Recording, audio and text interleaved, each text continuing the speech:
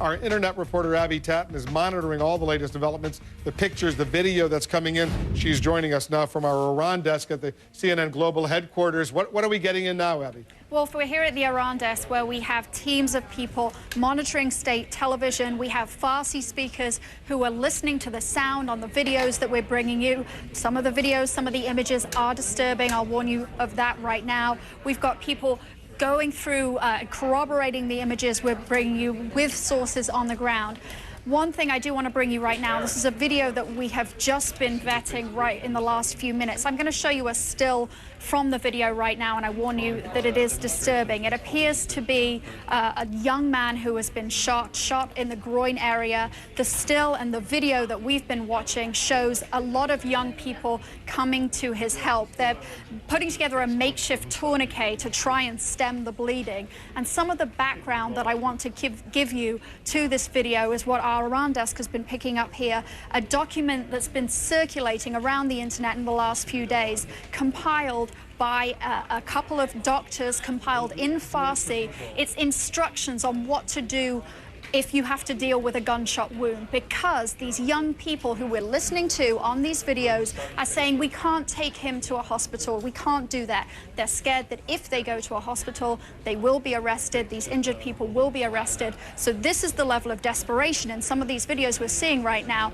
that they're getting instructions off the internet on how to stem the bleeding.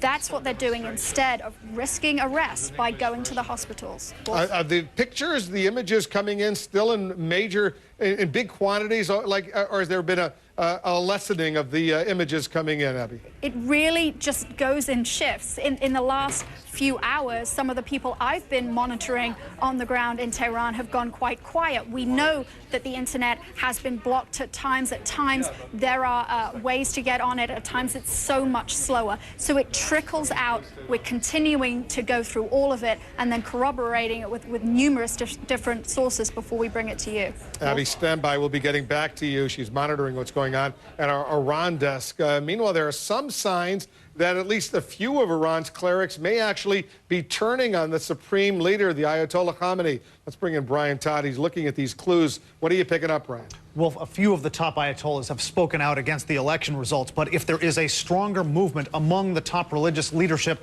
to turn against this government, it is working very secretively.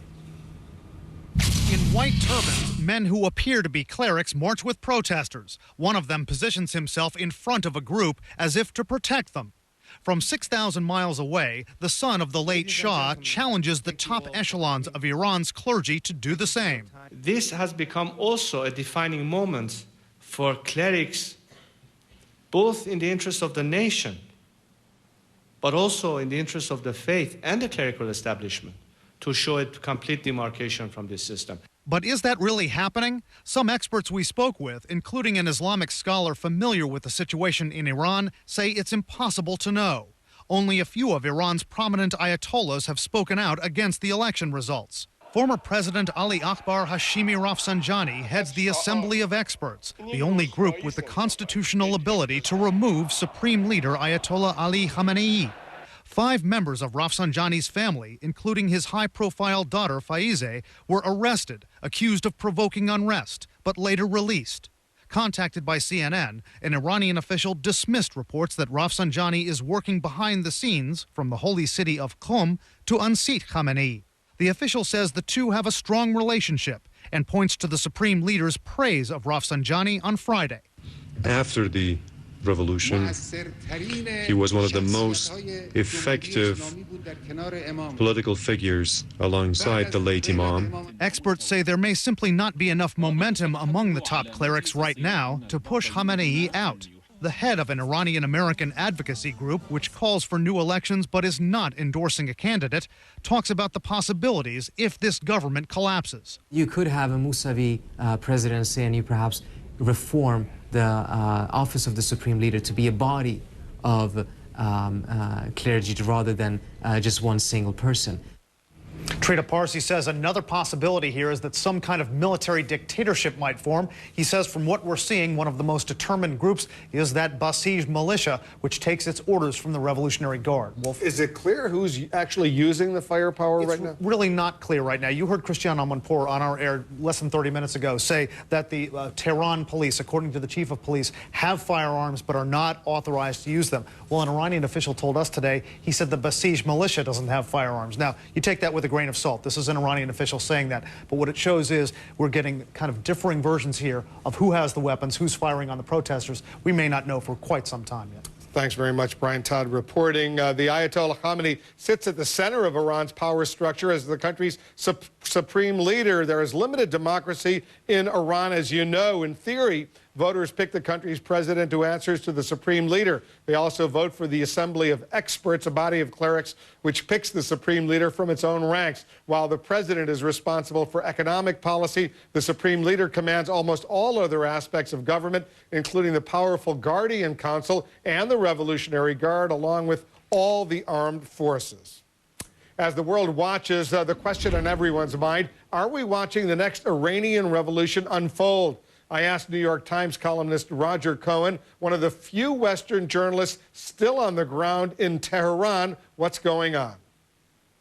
Do you get the sense, Roger, that this is a real one of those moments in history where potentially this regime is cracking and the whole history of Iran could be taking on a wholly new direction in the coming weeks or months? I think the regime has made a very fundamental error. I think there were millions, perhaps tens of millions of Iranians who didn't like this Islamic Republic, but who were prepared to live with it and who felt that they had a measure of freedom in that every 4 years they were allowed to make a choice in a presidential election, which did change the tone and the direction of life here. When the reformist president Mohammad Khatami was in power for 8 years, things were very different than under Ahmadinejad.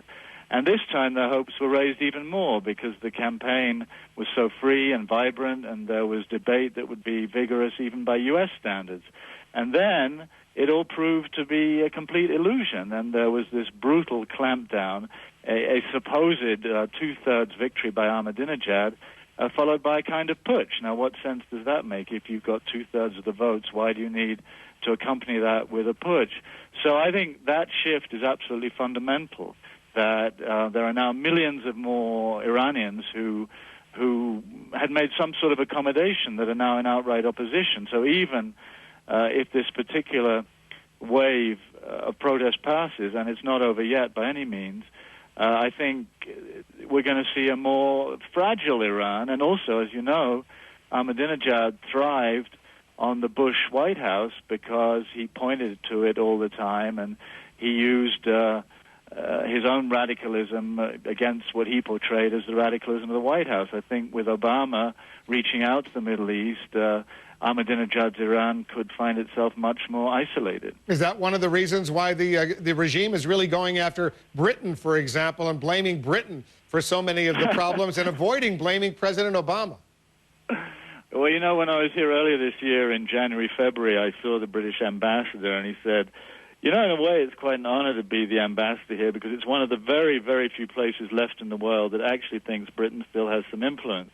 And there is this long-standing, the British were very involved here during much of the 20th century, but and from that, there's this kind of long-standing myth that, you know, the British are behind everything. And this latest instance is frankly bizarre. I think it may well be what you just said, Wolf, that at this moment, given Obama's overtures, they don't want to, I mean, although they criticize the United States strongly for meddling, Khamenei did, he hasn't directed the full force of his criticism against the United States for once. And in fact, tomorrow there's a rally been called by the Basiji outside the British embassy, and rocks and stones as we speak, being distributed to them, apparently, and there are rumors, again, that we're going to see a rerun of 1979, only this time it's going to be the British embassy, and the British are evacuating most of their diplomatic staff, so it's just weirder and weirder. to put it mildly. We'll be continuing to talk with Roger in the next hour. He's one of the few remaining Western journalists in Tehran.